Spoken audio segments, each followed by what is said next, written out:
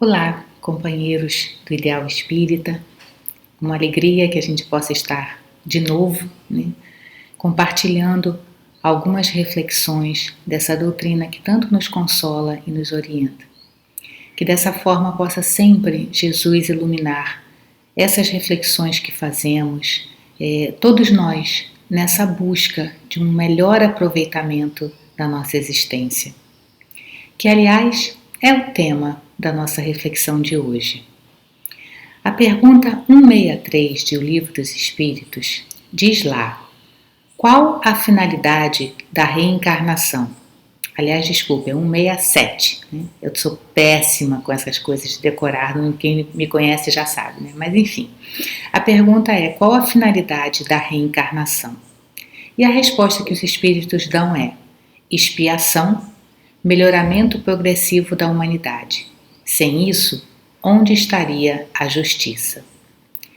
Então, o que temos feito desse conceito? Quando a gente olha, sem isso onde estaria a justiça, é porque é lógico, a reencarnação é um conceito que nos traz aquela explicação de todas as diferenças que nós vemos no mundo. E a gente entende que se Deus é justo e bom, não permitiria que a uns fossem dados benefícios que outros não tivessem. Que a uns fosse dada uma vida feliz e a outros fosse dada uma vida de sacrifício, simplesmente por escolha autoritária ou por algum tipo de preferência. Então, assim, esse conceito já cai por terra quando a gente abraça a ideia de um Deus justo e bom. E aí a gente vê, a primeira palavra da resposta é a expiação. E nós espíritas, acho que a gente precisa ampliar um pouco esse conceito. O Marcelo Gleiser, que é um astrônomo brasileiro, bastante renomado, ele tem uma imagem que eu acho fantástica. Ele mostra que o conhecimento é como se fosse o nosso conhecimento tivesse contido dentro de um círculo. Então, tudo que eu conheço está aqui dentro. Tudo que eu não conheço é exatamente esse contorno do que eu conheço. Então, eu conheço aqui e eu desconheço essa parte. Então, o que eu vejo que eu não conheço é esse círculo que está aqui. Conforme eu aumento o meu conhecimento, o que acontece? Eu aumentei o conteúdo interno, mas nisso eu também aumentei o círculo que está contendo esse conhecimento. O que quer dizer que quanto mais eu conheço, mais eu percebo do quanto eu não conheço. Num convite de que toda vez possamos rever, revisitar, refletir, renovar a nossa visão a respeito daquilo que a gente já acha que já conhece, que já está ali garantido no nosso entendimento. E por que eu estou falando isso? Porque eu venho constantemente batendo na tecla de que nós estamos olhando a reencarnação sempre como um espelho retrovisor de um carro. A gente olha para a reencarnação como se fosse aquela explicação do passado. Então a gente se consola com todas as dificuldades que a gente tem na vida, porque a gente diz: eu fui um espírito, realmente eu sou um espírito de muita treva e eu fiz muita maldade, tudo isso que eu estou vivendo agora é para pagar aquilo que eu fiz. Então, assim, a ideia de pagar alguma coisa já é estranho, porque se a gente entende que o espírito é um ser em evolução e que todas as reencarnações, o objetivo é o nosso progresso, então não tem essa coisa de pagar. A gente precisa entender que expiação é, na verdade, a necessidade de reviver algum momento que não foi bem aprendido, algum conceito que precisa ser mais praticado. Não é um pagar. Então, assim, repito, bato na tecla de que olhamos através do espelho retrovisor e essa imagem é até uma imagem distorcida, porque, novamente, não é para alimentar a nossa culpa. E quando a gente traz esse conceito para o dia a dia, a gente parece que, então eu vou aturar esta situação, porque com isso eu estou me livrando daquela expiação. E, como eu falo, né, a gente, mesmo quem não dirige, sabe exatamente o que acontece com um carro cujo motorista fica o tempo inteiro olhando para o retrovisor. E isso é que pode acontecer conosco. Poderemos estar causando um acidente monumental na nossa linha de progresso ao usar esta encarnação apenas para olhar para trás. Nós precisamos ver a reencarnação como sendo um conceito que vai para trás e que vai para frente. O que estamos construindo nessa encarnação no sentido da direção do progresso que nos cabe? Em outras palavras, qual é o sentido existencial dessa minha vida? Qual é a razão de eu estar aqui nesse momento? Não é a razão maior que abarca todos, que a razão é resgatar coisas que eu não aprendi e aí com isso conseguir o progresso. Esse é o guarda-chuva geral, onde estamos todos. Mas cada um de nós é uma individualidade diferente. E cada um de nós tem alguma coisa diferente a realizar nessa existência. E é isso que deve ser a nossa busca permanente. A busca de entender qual é o meu sentido existencial. O que me cabe nesse momento, nessa minha existência. E a gente vai se perdendo nesse contexto, às vezes com essa, digamos assim, com esse conceito filosófico maior, sem trazer para a minha realidade aquilo que me cabe. E nós vamos repetindo coisas que são verdadeiras, mas nós vamos repetindo coisas do tipo, a gente não veio aqui para ter. E aí a gente acha que a gente não é consumista, a gente acha que a gente não dá valor às coisas materiais, mas assim, porque esse é o conceito geral. Eu estou realmente fazendo uso disso na minha existência?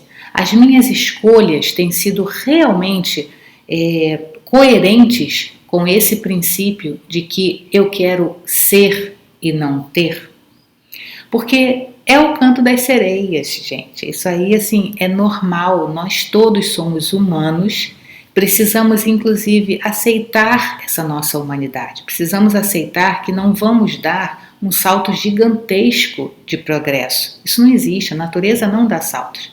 Então, não daremos um salto gigantesco. Mas isso também não é razão para a gente não dar nem um pequeno passinho. Porque isso não é orgânico. A natureza tem exemplos, né, de como que a gente tem potencialidades. Uma semente, ela traz dentro dela aquela potencialidade que se realizará dadas aquelas determinadas condições. Um filhotinho qualquer de um animal, ele naturalmente vai crescer e vai virar aquele animal adulto. Nós temos uma porção material que também, a qual também se aplica esse princípio. Nós nascemos pequenininhos e todo o desenvolvimento das células é uma coisa automática. Entretanto, a parte espiritual, ela não é automática. Porque se fosse para ser automático, né, Deus teria criado todo mundo já igualzinho, todos teríamos a mesma progressão, chegaríamos ao mesmo fim. Justamente a beleza da criação é que nós somos capazes de alterar, de controlar nesse sentido o nosso desenvolvimento. Então, nós temos espiritualmente a nossa potencialidade, que fomos criados simples e ignorantes, mas perfectíveis. Nós podemos melhorar, só que essa melhora parte de nós, parte do quanto abraçamos o esforço e a vontade de realização. Então, quando a gente fala de entender qual era o meu sentido existencial, é porque é preciso que eu mergulhe em mim mesma, identifique as minhas potencialidades e trace estratégias para desenvolvê-las. Uma primeira parte que é muito fundamental é que a gente goste de ser quem é. Se eu ficar o tempo inteiro me recriminando por tudo que eu fiz de errado nas encarnações passadas, e com isso eu me sinto o pior dos seres, ou ai não, só daqui a milênios que eu vou conseguir fazer alguma coisa e tal, eu não chego a lugar nenhum.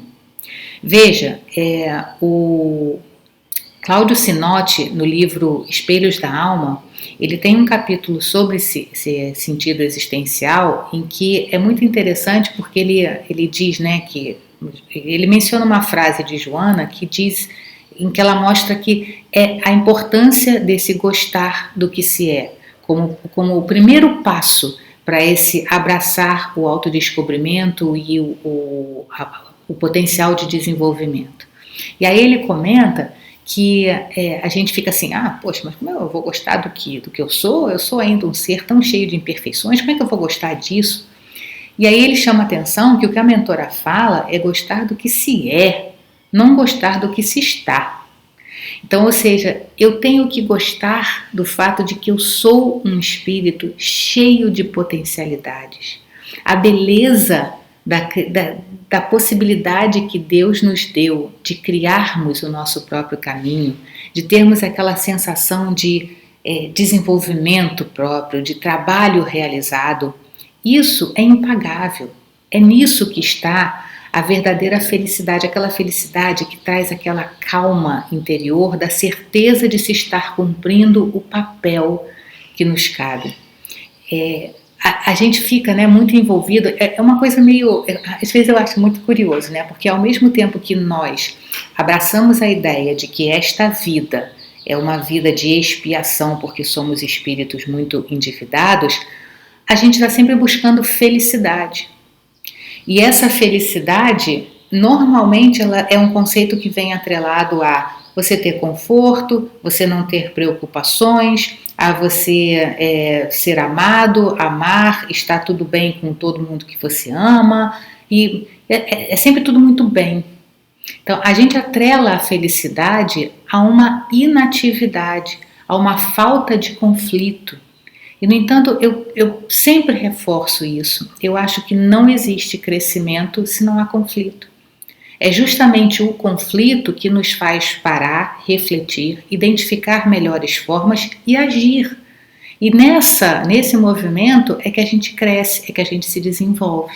Alguém que não tem conflito fica simplesmente no gozo daquela situação. E vai para onde? E é aí que a gente vê que a natureza não permite que isso se prolongue por muito tempo, porque existe a lei do progresso. Então é esse estado de não abraçar o papel que nos cabe realizar é que vai fazendo com que a gente fique parado e daqui a pouco a natureza começa a sacudir e dizer: oi, o que você veio fazer aqui? E aí a gente vê tanta gente que entra nos processos depressivos, nos processos de falta de sentido existencial e que realmente entrega a existência a um nada. Então, a busca dessa felicidade, digamos, materialista, ela é o oposto do nosso discurso de que a vida é para o nosso desenvolvimento. E a gente fica, né, nessa coisa meio dicotômica. É muito importante que a gente comece essa vivência de autodescobrimento. O Marlon Reikdal, que é um psicólogo espírita, né, que faz um trabalho bastante interessante nesse sentido do estudo das obras da série psicológica de Joana de Ângeles, e mesmo ele como psicólogo, ele fala uma coisa que é muito importante na minha análise. Autodescobrimento não é um fim. A gente precisa saber que autodescobrimento, eu não vou chegar e agora tá, eu vou pegar todas as regras de autodescobrimento, eu vou fazer, agora eu vou fazer, vou realizar. E aí com isso eu vou chegar ao meu descobrimento. Não é isso. Autodescobrimento é uma filosofia de vida, segundo as palavras dele, né? E é fato, porque, de novo, volto à imagem inicial. No que a gente começar a se conhecer, a gente começa a perceber tudo que não conhece de si. Quando a gente aumenta o nosso conhecimento de nós mesmos, aumenta também a quantidade de coisas que a gente percebe que ainda precisa investigar. Então não é um fim em si mesmo, é um processo que nos ajuda nesse desenvolvimento espiritual, nessa escalada de finalidade das encarnações dos espíritos. E aí vocês devem estar pensando, né? Ah, Deise, mas e aí, né? Como é que eu faço isso? Não existe, né? Como somos criados simples e ignorantes justamente para que cada um descubra o seu trajeto, o seu formato, não existe um modelo. Isso vai completamente contra a própria filosofia em si do autodescobrimento. O que é fundamental é que tomemos contato conosco mesmo, que tenhamos momentos de reflexão sobre por que eu decidi dessa forma, por que eu me senti assim quando aquilo aconteceu ou quando alguém falou ou fez alguma coisa, né, comigo. O que é que está por trás de mim? O que está por trás dessa escolha que eu faço, do direcionamento que eu dou à minha vida? Porque não existe um certo e um errado nesse sentido.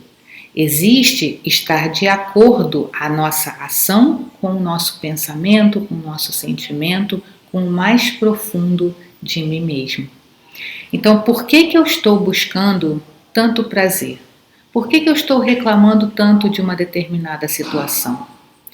E aí, em todos os momentos, eu acho que Joana de Ângeles tem um conceito que eu acho fundamental e que é, assim, libertador e muito orientador. Ela diz que em todos os momentos a gente precisa se perguntar: o que essa situação quer me ensinar?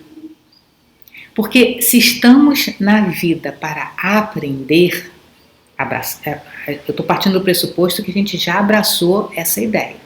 Não estamos na vida para pagar nada e não estamos na vida apenas para deixar fluir porque a coisa vai acontecer por si. Não. Estamos na vida para aprender. Estamos nesta encarnação com algum propósito para esta encarnação. Então, a proposta dela é: o que esta situação quer me ensinar? Seja ela situação de alegria, seja ela situação de dificuldade, cada situação da vida tem uma coisa a me ensinar. E se eu simplesmente passar por ela observando, eu não estarei cumprindo aquilo a que eu mesma, né? Nós sabemos que nós mesmos nos propomos a determinados desafios na encarnação.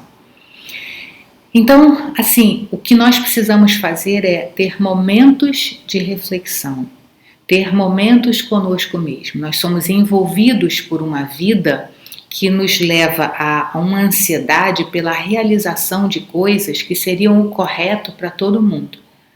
Eu mesma, gente, nesse momento em que nós estamos de afastamento social, eu me peguei muito, eu falei, gente, como pode? Eu estou tendo menos tempo para ler, menos tempo para fazer as coisas que eu gosto, né? E as pessoas, como é que pode isso? Todo mundo dizendo que esse é o momento em que nós temos que fazer isso.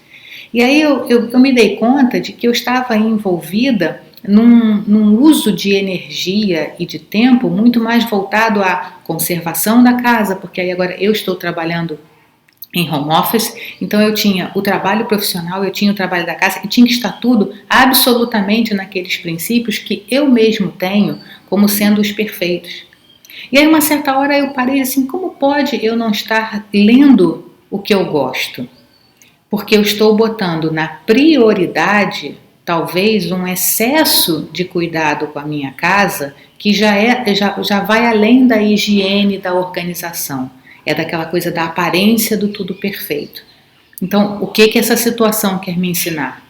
Que eu preciso, talvez, rever essa minha escala de prioridades e investigar por que eu estou tão preocupada com essa aparência da minha casa. E veja, aparência para mim mesma, né? Porque não é nem para receber a visita, não é isso. Mas, ou seja, cada coisa que a gente vive, eu não tenho ainda todas as respostas para esse meu momento, mas cada coisa que a gente vive é preciso parar e pensar: por quê? Para quê? Né? Aliás, para quê? Eu acho melhor até do que o porquê, porque o porquê a gente puxa de novo. É porque eu era assim em outra encarnação e tal. Não. Para que eu estou vivendo isso agora, nesse momento? Qual é o meu objetivo para frente? O que eu tenho a aprender com essa situação? Então, eu não tenho essas respostas todas ainda, mas não é importante que eu faça uma pergunta e que eu tenha a resposta imediatamente. O importante é que eu tire momentos do meu dia para parar e pensar em alguma coisa que me atingiu, em alguma coisa que eu esteja insatisfeita e gastar o tempo que seja necessário ao longo dos dias para voltar naquela reflexão, para pensar de novo, para tentar identificar o que aquela situação quer me ensinar. Através dessa identificação do que eu preciso realizar, qual é o meu papel verdadeiro como espírito imortal, e não só os papéis que eu tenho que exercer nessa vida.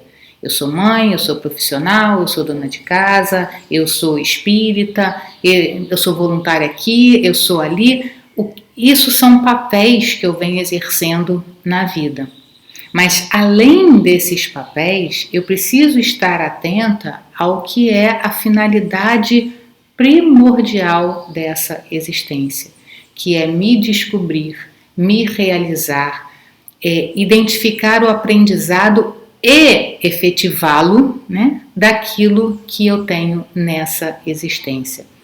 Isso é sentido existencial. Isso é saber que essa existência tem um sentido, que essa minha vida vai levar a um propósito maior e faz parte da minha escala de desenvolvimento. Muito tem se falado, né, de que esse momento de recolhimento é justamente para a gente ir para dentro. É um convite simbólico de como que nós estávamos muito voltados para a realidade exterior e não estávamos prestando atenção na nossa realidade interior. Mas também acredito que isso não vai ser assim, nós vamos acabar a pandemia e aí com isso nós sairemos renovados e nos conhecendo melhor. Repito, essa parte humana, ela não se dá organicamente. Não é só esperando o tempo passar que a natureza faz o seu papel. A professora Lucilena, né, que é uma filósofa brasileira, ela diz que quando foi perguntado para ela se a humanidade estará melhor, né, depois dessa pandemia, ela diz que muito, como sempre, vai depender do que cada um fizer desse momento. Não se pode garantir que a humanidade vai estar melhor se os humanos não se propuserem a realmente aceitar o convite que esse momento faz, que é o dessa reflexão o quanto o que levou a esse momento, né, a humanidade como um todo, aquela visão totalmente para fora, um patamar de egoísmo que talvez tenha chegado àquele momento em que vamos voltar, né, vamos para dentro, vamos refletir e vamos ver o que a gente pode fazer de melhor. Mas se a gente voltar ao final desse processo todo com a mesma postura, nós continuaremos construindo aquilo que estávamos construindo. Então, que possamos realmente aproveitar esse momento como sendo precioso, de convite que a vida nos faz para investigarmos qual é o nosso sentido existencial. O que eu quero fazer dessa encarnação pelo tempo que ela durar? O que eu quero aprender, né? O que eu posso investigar dos convites de aprendizado que as situações atuais estejam nos convocando a fazer. Que Jesus então abençoe os nossos propósitos de sermos melhores, que fiquemos todos em paz, saúde, mas aquela paz e aquela saúde, acima de tudo, interiores, de conexão com o Mestre, de conexão com a nossa verdade, de conexão com esse crescimento que nos cabe. Beijo!